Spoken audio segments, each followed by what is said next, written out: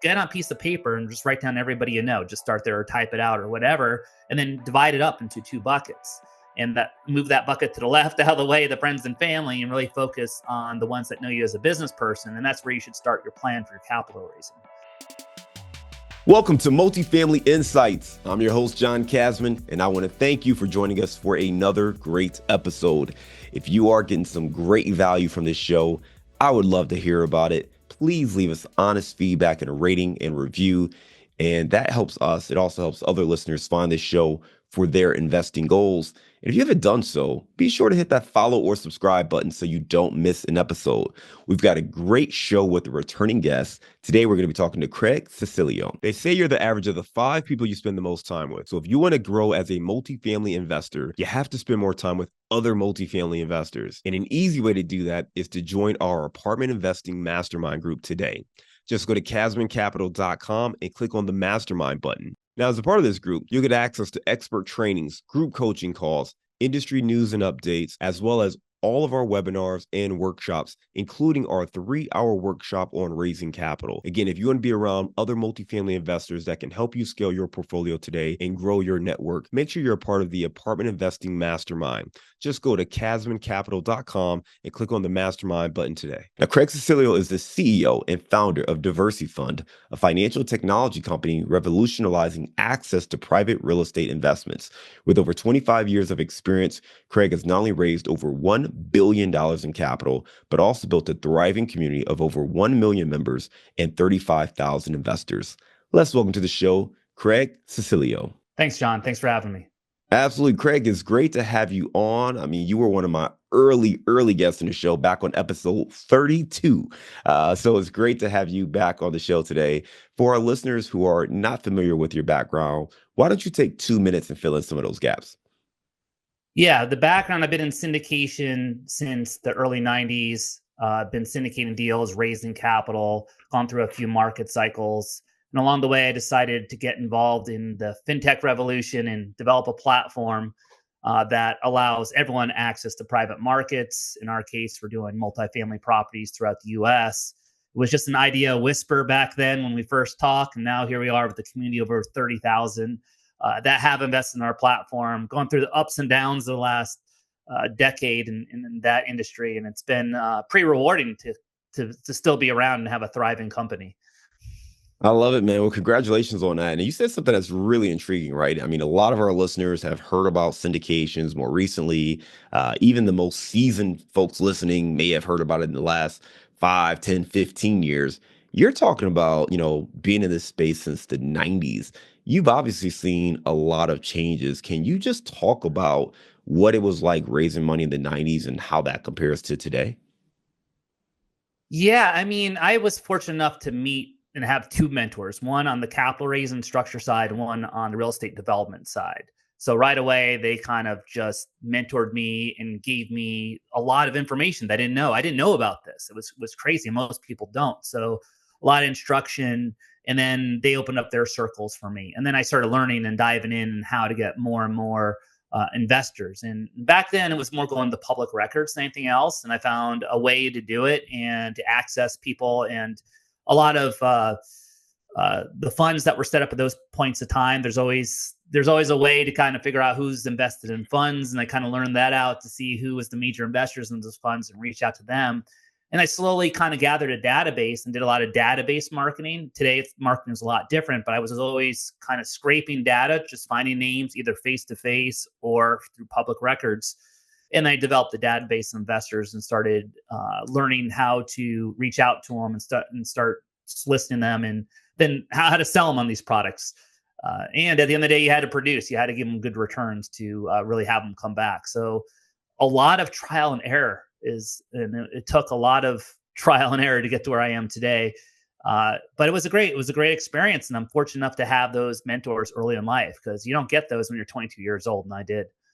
Yeah, I think it's amazing because, to your point, I mean, part of that's luck, and that's one of the things some people just get into the right situation.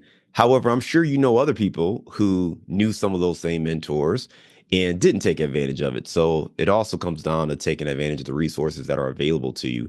You talked about back in those days, you really had to be scrappy, taking a look, figuring out what funds that existed publicly, getting that list of investors, scraping the data, and being able to try to reach out to those individuals. And then ultimately, you've got to perform. When you look at what that process is like today for those folks who are out there syndicating, raising capital, just talk to us a little bit more about what you're seeing that is either effective, but then also maybe some of the mistakes you see people make when it comes to raising capital. Yeah. So along the way, since you've done it, you kind of the art form becomes more of a science. And so I broke it down, and I broke it down to 5 categories of investors. And so my first category is yourself. Can you self-fund it? Can you go to get like a bank or something? Or do you have some kind of revenue coming in where you could fund your own projects? The other one is friends and family, which is a whole nother conversation. We could spend hours talking about friends and family. A lot of people kind of dive into friends and family. The third category, which I think is the best, is the general public. There's over 120 million Americans. Uh, Different regulations. There's different ways to solicit them, but there are ways to do it, and that's where you should focus. Is the general public. And then on top of that is the fourth one is professional investors, which most people gravitate to. And professional investors are people who have invested, let's say for this conversation, let's say they're professional real estate investors. So they'll go around and look at like 20 companies and 20 different operators and choose the best deal that works for them. And there's a whole story there. We could spend a whole day talking about that one. And the fifth one is funds, institutions, going to funds and private equity guys and in the funds of funds world and how that works. That's another conversation too. We could talk a whole day about that one too. So I've done them all. And for this conversation, I think most people want to understand the general public. It's that third category, and that's, I think, the sweet spot for people, depending on how big they are. If you're really, really big and good to the institutional level, that's great. But for most people, I think we're talking about how can we solicit funds from the general public. Yeah, I love that, right? The 5 categories. One, yourself. If you could fund your own deals, that's a great way to start.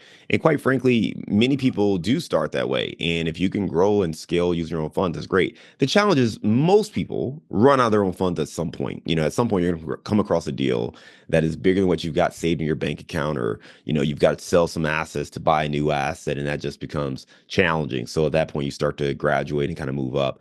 Friends and family. I know a lot of people tell you to start with friends and family. There's a lot of pros and cons there for sure. Then you talked about the general public, which we're certainly going to come back to.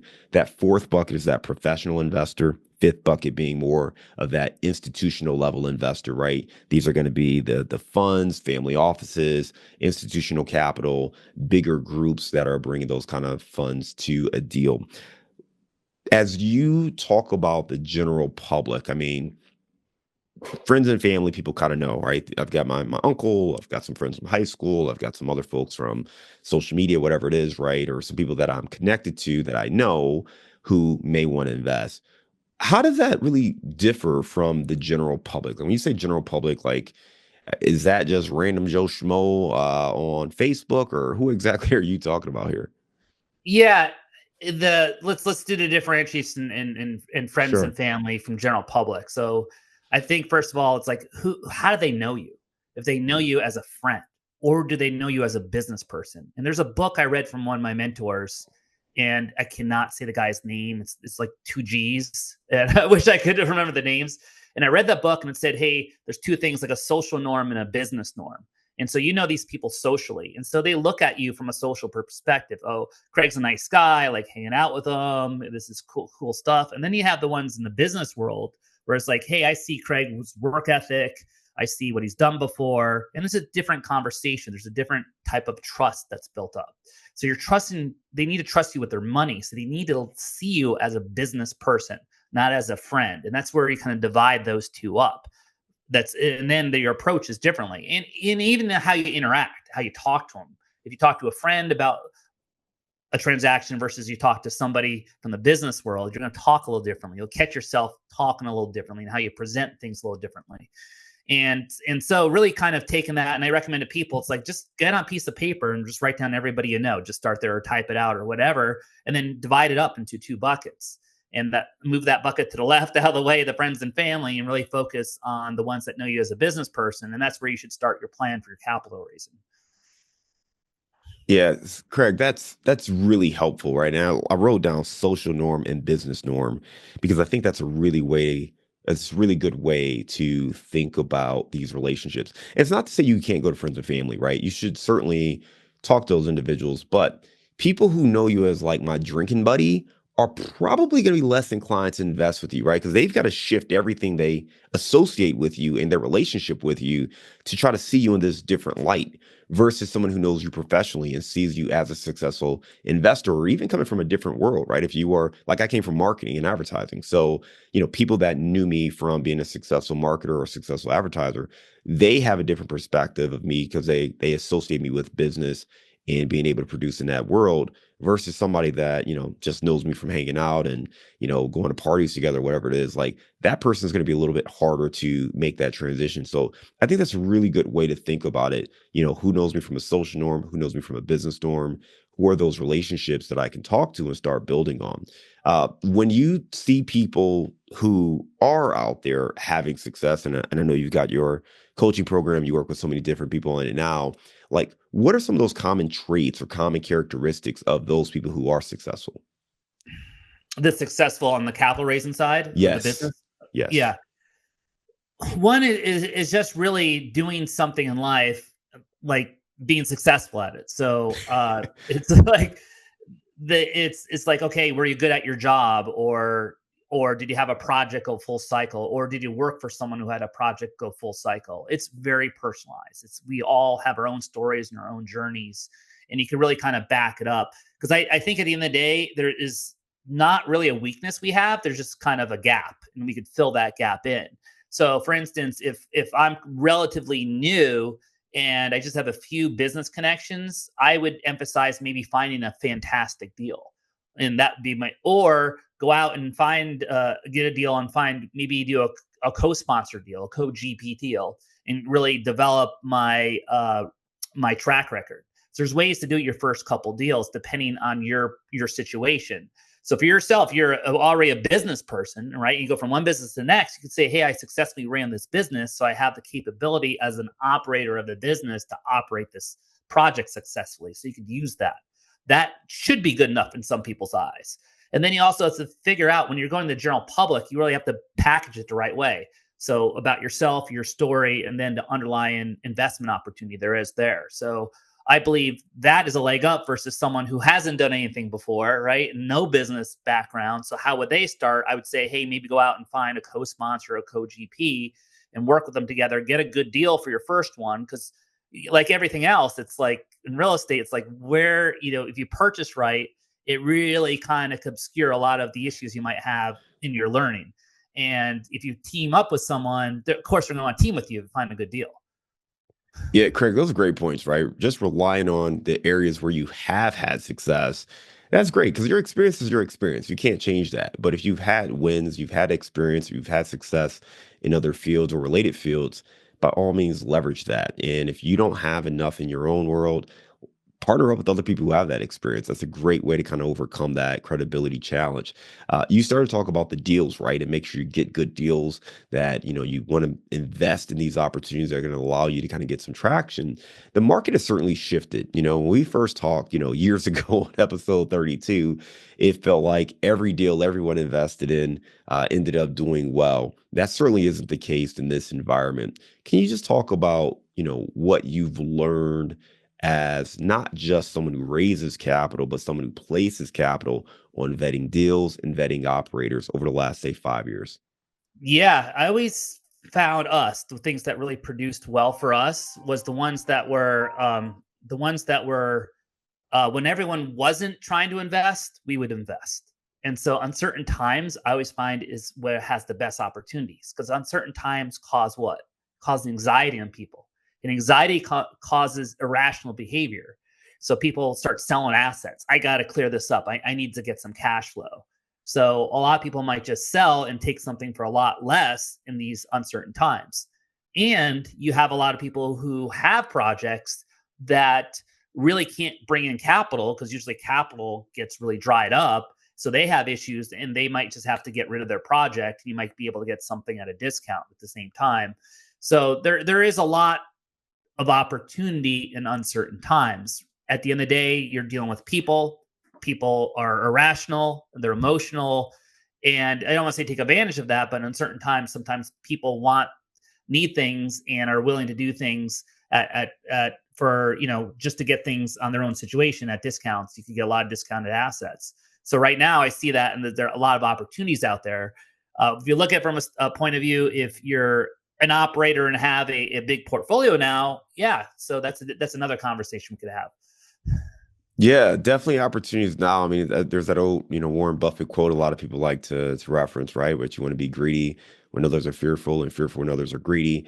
And that just creates opportunity. And right now, it certainly is a changing environment where it's uncertain what's going to happen and folks are a little nervous. So that's starting to create some opportunities for investors today.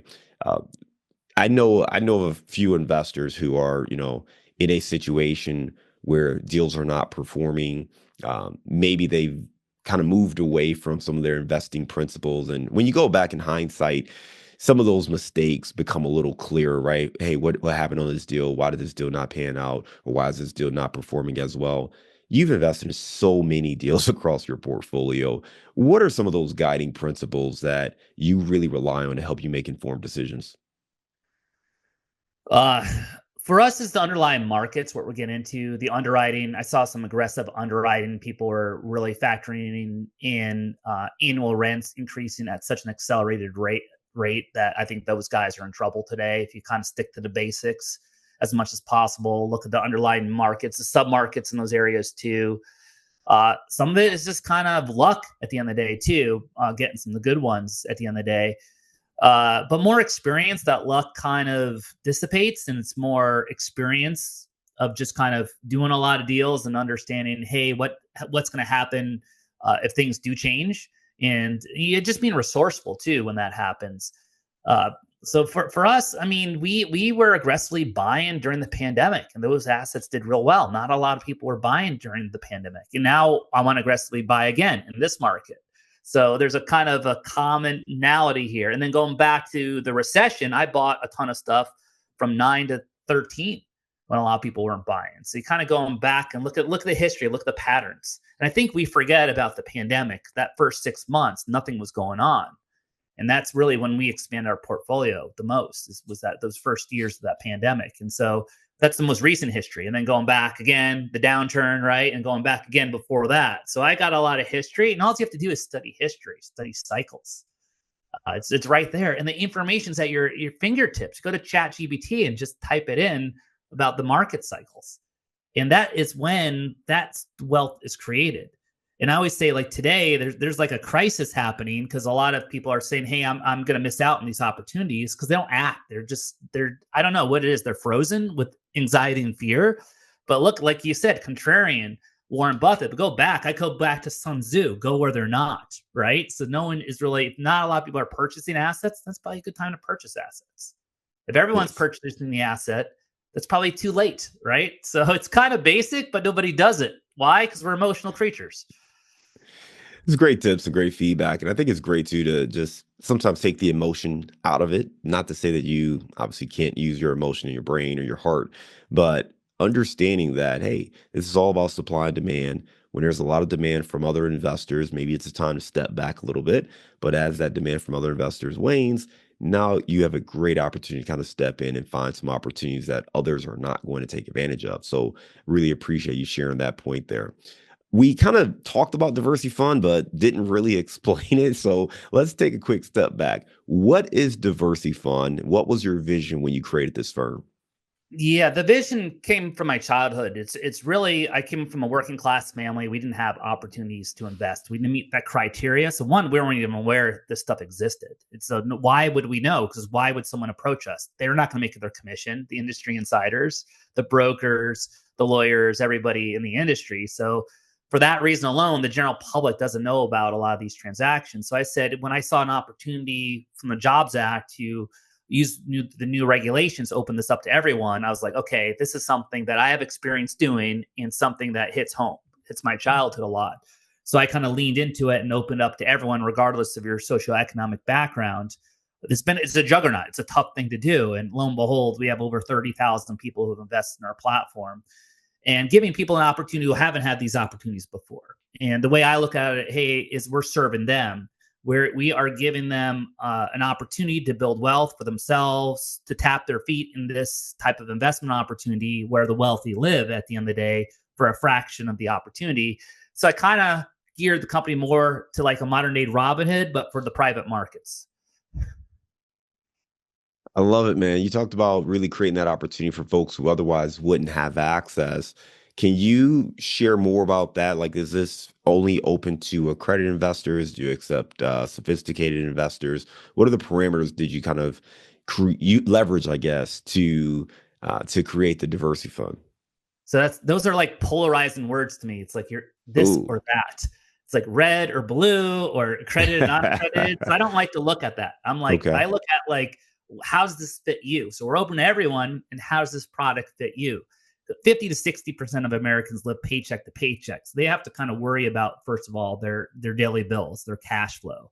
So I think they have to start there. And then the people who have the means now is, how do I build wealth for myself and future generations? If you don't know this exists, this is something good to study, to educate yourself about, and then participate in. So that's kind of where we're kind of more focused. The other 40%, it's middle America. You could see it just with the political patterns and stuff. It's just showing people, hey, there's other stuff out there where you didn't have an opportunity before, and we're giving you that opportunity. And here's an opportunity to get that mobility to go up the wealth ladder. Because we kind of forget, everyone thinks the American dream is home ownership. It's not home ownership, it's forward mobility. Can I go from this class, this class, to this class? And we've noticed that a lot of our customers are first generation Americans. And it was fascinating to look at that data and to see how they came to this country, they bust their asses, and they want to go up. They want to make as much money as they can. And so for whatever reason, they're very much attracted to our platform today. I love that quote you just said. It's like the American dream it's not home ownership. It's really about forward mobility. So this platform that you've created is more about meeting people where they're at, giving them the opportunity to figure out what's best suited for their investing goals, as opposed to saying, hey, we're only accepting this type of investor for this kind of deal. Can you talk a little bit more about just kind of how that permeates through the decision making? Like, what kind of asset classes are you investing in? And obviously, I know that there's a lot more available on your website, but just I think to bring that point to life, it'll help people understand, like, okay, hey, what kind of deals actually are available? What kind of opportunities could I be looking at? Yeah, so that's a great question. So you're taking a large portion of the population who has no idea what this is. So you want to keep it as simple as possible. So sometimes I use the word apartments instead of multifamily real estate. And that's different. So with marketing, it's great because you have all this personalization and AI nowadays to really give them the message in the right manner where they can receive it. So really keeping it very basic, multifamily, institutional quality, which is a larger amount, right? And it's a lot safer with the units more the 200 to 400 range, right? Because we understand the vacancy and all that stuff and the lower end stuff. Give them an institutional quality investment opportunity. And it's a pretty simple stuff. There's different ways for us to navigate it. Some of the things, there's a lot of regulation in this space. And trust me on this one, this is probably the biggest thing I didn't understand building out this platform is really the costs involved with that stuff. It's like you go from your friend is an attorney, like again, a professional attorney, to the institutional ones. So we played that whole, and then making it easy for them too. So we built out the technology behind the scenes where we have apps, the payment processing we built out through our platform itself, where you can just click buttons and sign the paperwork, in the educational components. And that's the biggest thing we learned is really educating people. How does this work? But more importantly, is how does it work for you?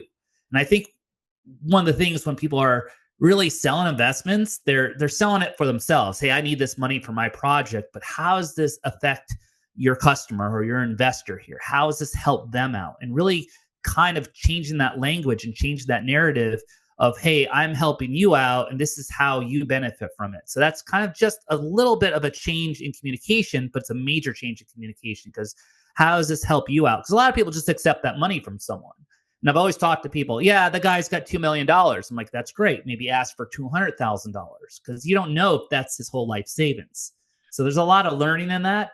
And again, what's in it for the other person at the end of the day, not just yourself, and how can you align those interests together?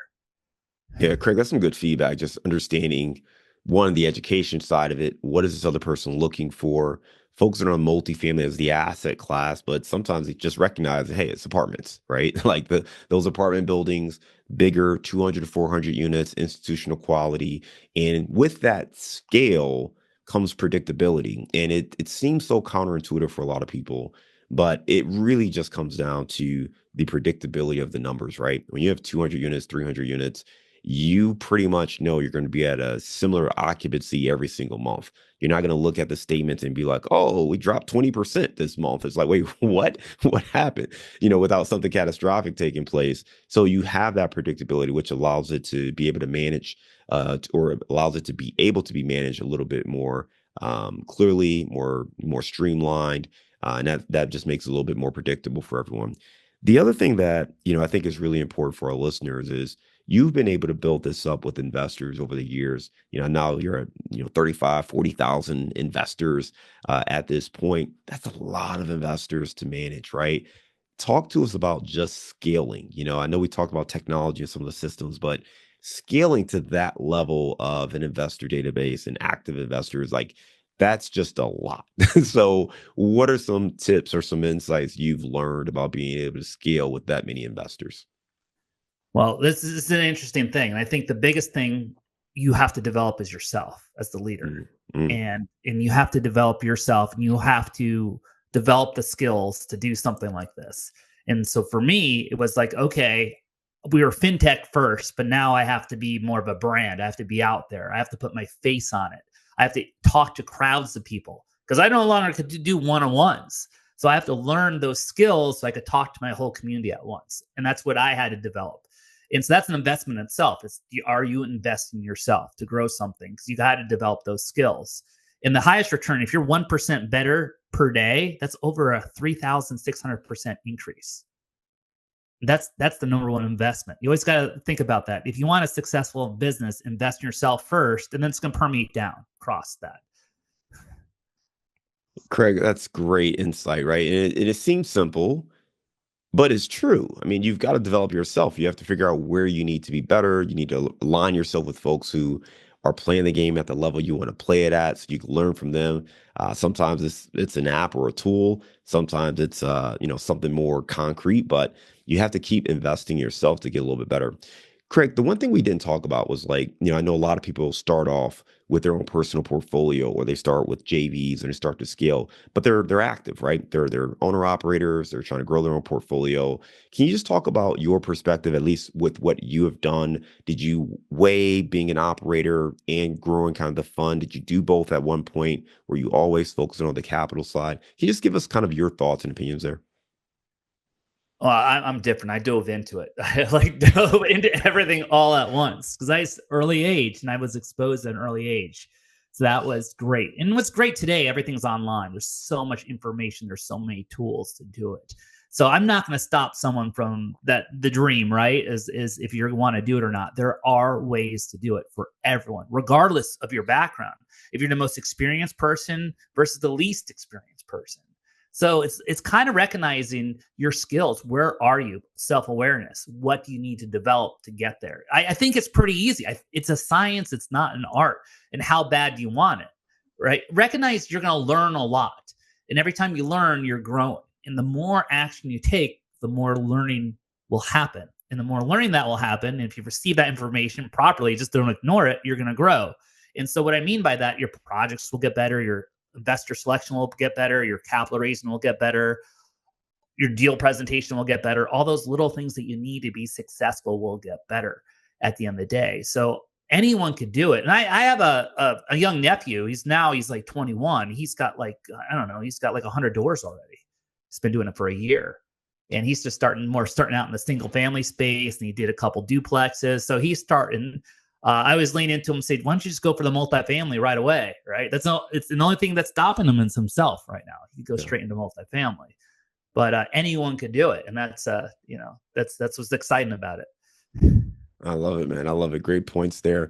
For that person who is maybe at that fork in the road and maybe they're thinking about just raising capital instead of trying to be an operator as well, because maybe they have limited resources at this time.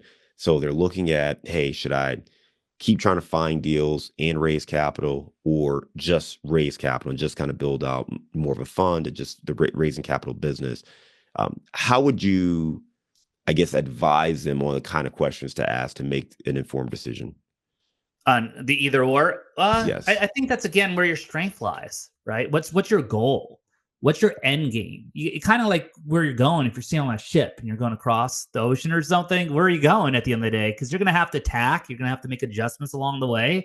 So kind of look long term. It's hard to do, but where do you want to be and develop the skills to get there? So if you, hey, I just want to be a fund manager, well, that's a different skill set, right? So what is that? Okay, well, you got to look at yourself. What are your skills today? Or what skills do you need to develop to be there? I don't think any of this is hard. It's hard work, but it's not hard to do. It's a lot of self-awareness, and then it's going out and developing the skills. And as I said before, the tools are amazing out there. There's two main tools. First of all, every day there's like a new AI app that's popping up. It's crazy. But again, you want to surround yourself with other people who are doing the same thing at the same time. So if you're developing your marketing skills, right, and the AI app is maybe networking to those crowds who understand what's the latest and greatest stuff. Capital raising, go study with the people who have been successful at it, what they do, how they do it. If you want to be an operator, well, where do you begin, right? At the end of the day, I always say it begins if you get a great project. It's really easy if you have really buy right on something. There's a lot of room for error and you can still get a great return. So just kind of that analysis, that self-analysis on yourself, and just got to look, where do you want to be? And then what skills you need to develop. And along the way, you find partners and mentors to help you out.